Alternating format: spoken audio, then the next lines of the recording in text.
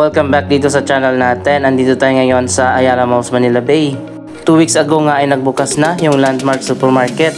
At ngayon naman nabalitaan natin na bukas na raw ang Landmark Food Court. Tara puntahan natin.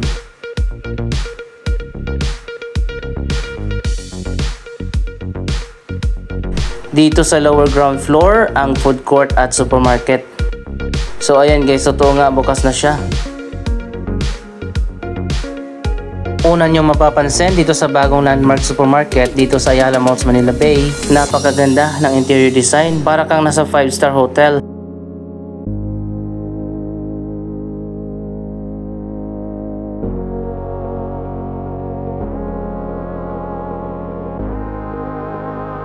Ang pinakaayaw ko lang dito yung lighting, masyadong madilim. Kung ikukumpara natin sa mga SM Supermarket at food court na sobrang liwanag.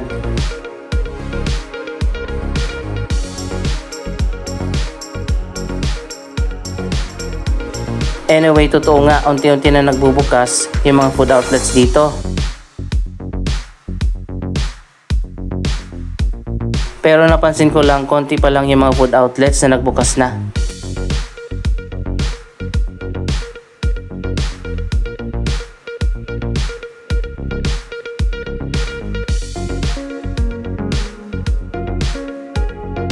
Ayan guys, makikita nyo naman napakaganda ng food court dito. Napaka-social ng dating, parang high-end restaurant.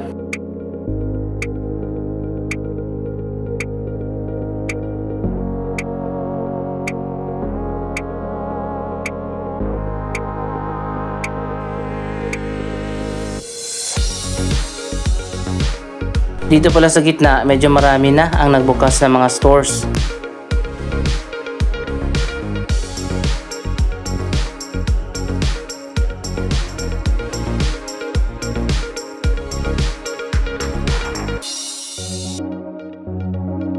Isa pa sa napansin ko, mga kilala na mga food stalls ang makikita natin dito na nagbukas na.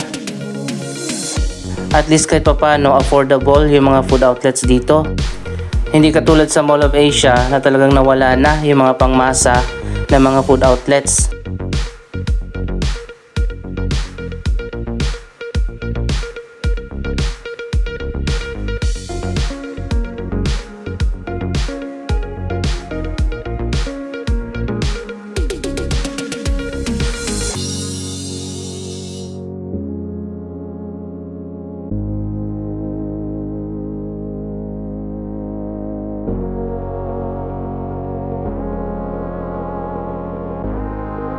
Madilim kasi yung ilaw, hindi na-highlight yung ganda ng interior design.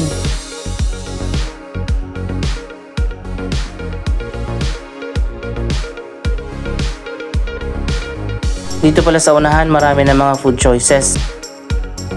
Magkabilaan pala yung mga food outlets dito. Meron dito sa harap at meron doon sa loob.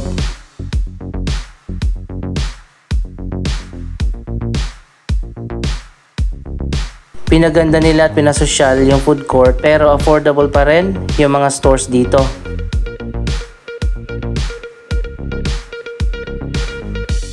So ayan guys, napakalawak nitong food court dito sa Landmark Supermarket. Napakarami mga lamesa at mga upuan.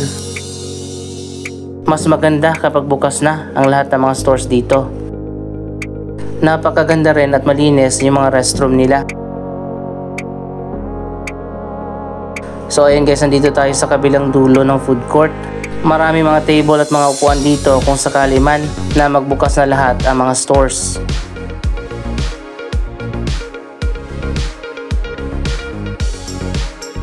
Nasa taas naman ng mall ang department store na next year pa magbubukas. Ito naman ang supermarket na napakalawak din at napakaganda ng interior design.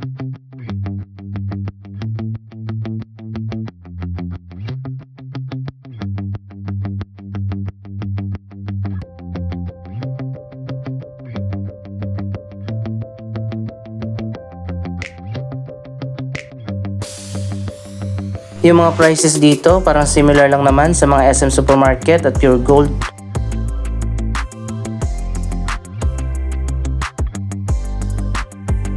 Ganito na kadami sa ngayon ang namimili dito. Napakarami din cashier kaya walang mahabang pila.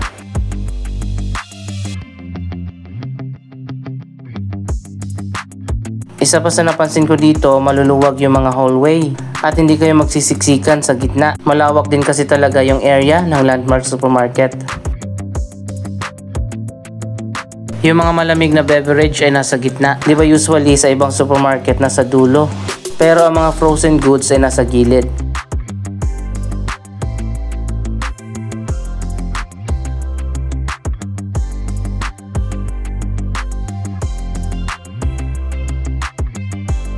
Kahit na maraming tao, hindi mo mararamdaman ang siksikan dito sa loob. Dito naman ang meat section.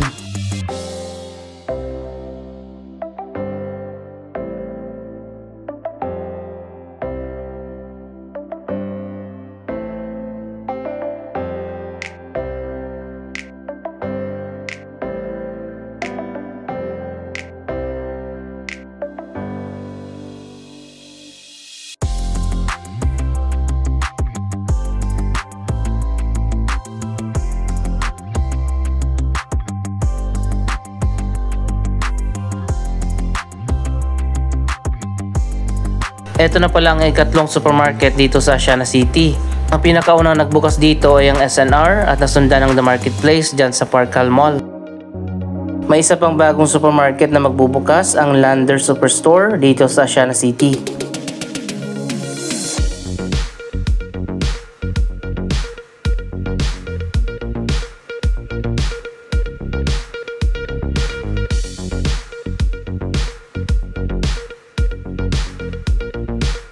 Maganda rin na iniba nila yung pwesto ng mga frozen goods at yung mga beverage nga ay nandito sa gitna.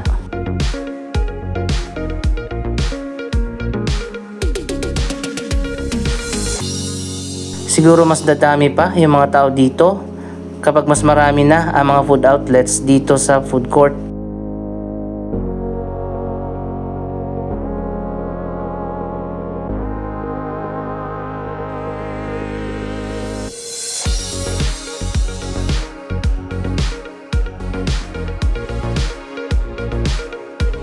Isa pa sa napansin ko, meron talagang tagalinis na kinukuha kaagad yung mga naiiwan na mga pagkain at mga pinagkainan kapag aalis na yung mga tao.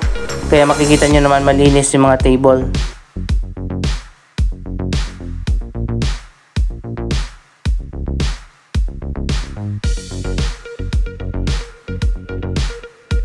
Siguro soft opening pa lang ito ng food court. Balikan natin ito after na ilang buwan kapag puno na.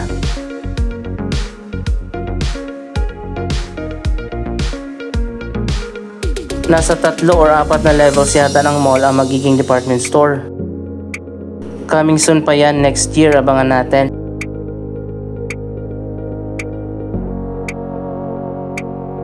So ayan guys, nakakagulat, ganito na pala yung crowd ngayon dito sa Ayala Malls Manila Bay. Kung dati ay walang katao-tao dito, ngayon sobrang crowded na.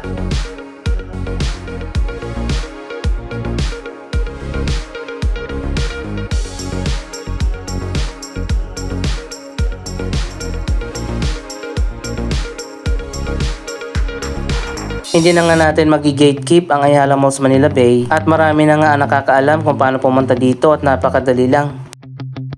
Kahit dito sa mga upper floors, marami na ring tao. At meron na nga silang pabanda na umiikot dito sa mall, parang katulad sa Mall of Asia.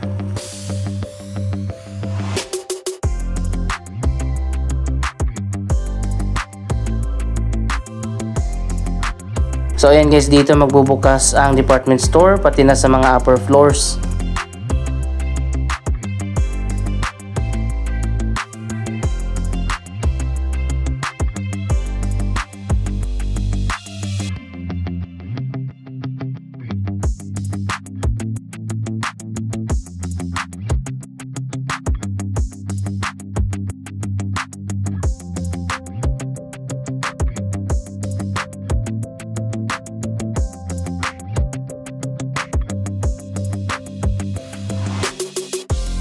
Halos fully occupied na rin ngayon ang Ayala Malls Manila Bay kahit na napakalawak ng mall na ito at meron pa itong 5 floors.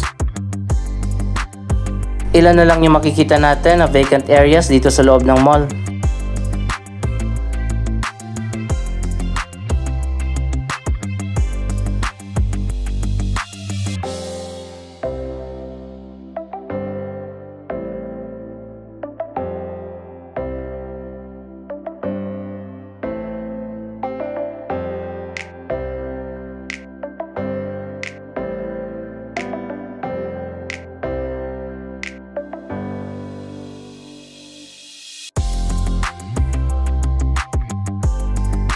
Dati, napaka-boring dito sa Filipino Village. Walang katao-tao dito noon, pero sa ngayon, ayan, kita nyo naman.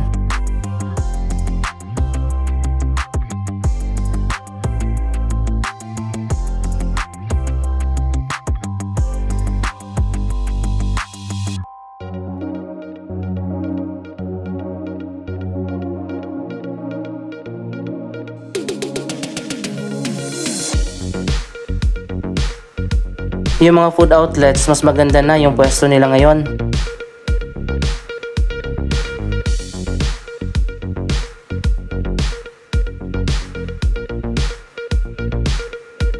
So tama nga ang Ayala Malls Manila Bay kung bakit dito itinayo ang mall nila. Alam kasi ng Ayala na magbo-boom yung area na to sa Asiana City. Kaya nagtayo na sila ng mall ilang taon na nakaraan.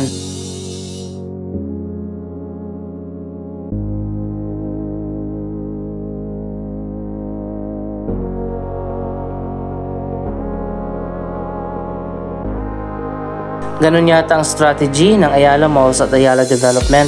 Una nilang itatayo yung mga projects dun sa mga developing na lugar.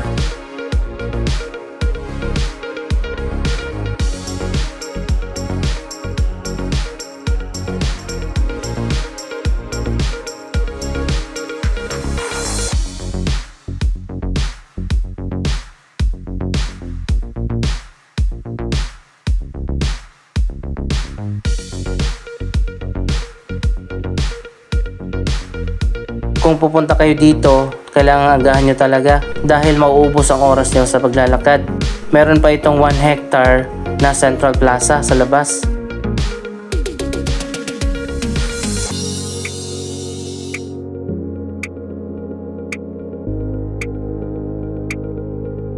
So ayun guys, di ko na namalaya, nandito na pala tayo sa kabilang dulo ng mall.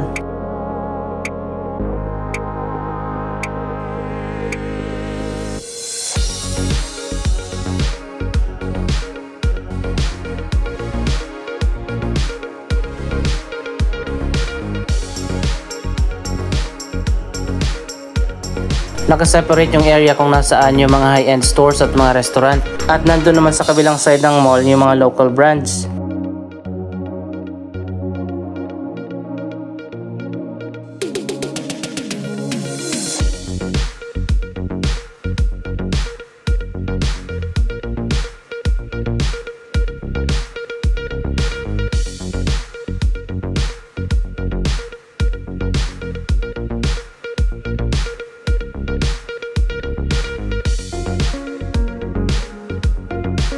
So ayun guys, hindi na natin maiikot yung buong mall dahil sobrang lawak nito. Andito na nga pala tayo sa kabilang side ng mall at tatawid na naman tayo pabalik.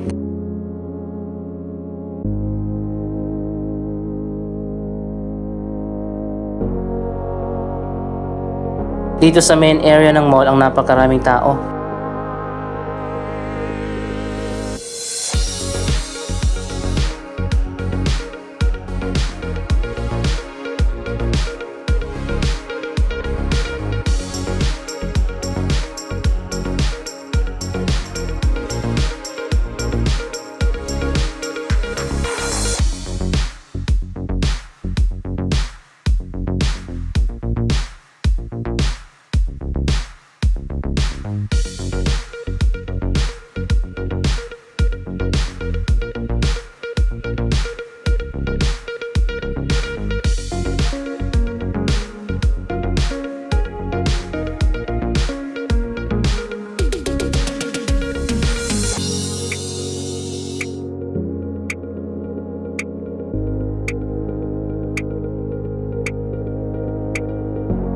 Anong masasabi nyo sa bagong landmark supermarket at food court na nagbukas na?